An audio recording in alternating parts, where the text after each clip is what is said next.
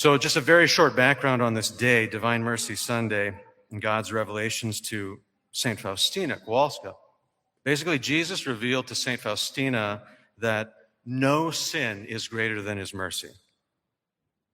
No sin.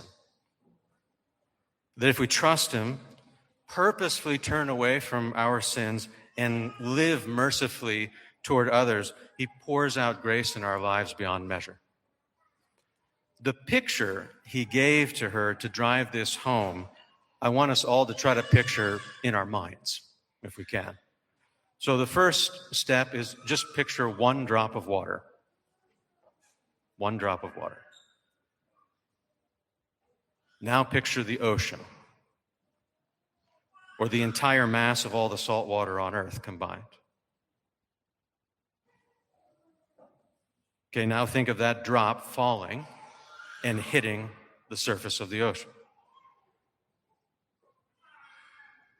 That one drop is all the sin that every person has ever committed or will ever commit.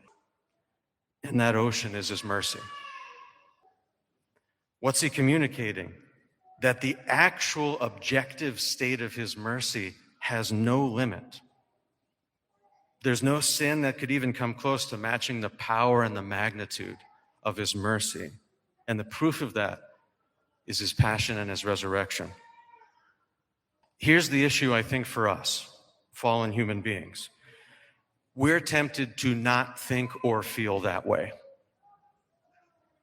We're tempted to have what you could call a line. It's an idea of how much mercy someone should be shown based on our judgment of the gravity of their sins. And in our judgment, if someone crosses that line, then it's simply just that they be punished and maybe even condemned for those sins. There's one big problem with this. It makes us the judge. We're the ones who have to determine the gravity of the sin and the proper punishment. But that's a power that belongs only to God. He's the just judge of the living and the dead. He's the only one who can exonerate or condemn, because he's the only one who can know what's really happening in someone's heart when they do something.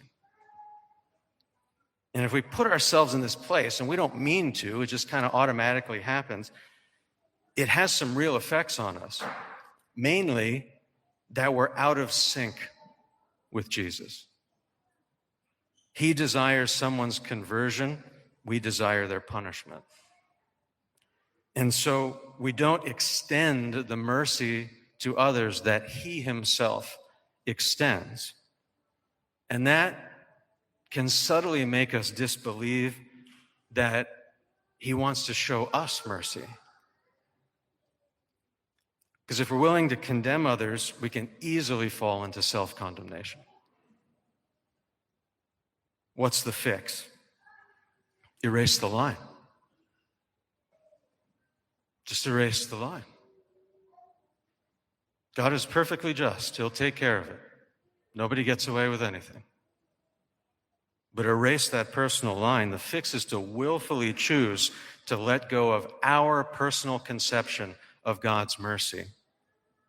Basically, to erase the limitation that we've put on him. And honestly, to ask forgiveness for limiting him in that way, so we can receive his mercy for ourselves, unblocked, unfettered. So here's the recommendation for this Divine Mercy Sunday. It's similar to last year. At some point today, think of the person or group of people that you struggle with the most. Maybe you don't have to think that hard. The person or the group that you struggle with the most. I mean like a consistent, long-standing temptation to want to get this person or this group. It keeps coming up in your heart. And offer the Divine Mercy Chaplet for their eternal salvation. that they would get the greatest blessing that God could give them. It may not be easy. In fact, I can almost 100% guarantee it's not going to be easy. But we don't have to do it alone. We simply turn to the Lord and say, Jesus, I trust in you, not in me. I trust in you. And then we let him be the just judge. We let him determine where someone is really at. We let him show the mercy that we're not quite ready to show ourselves.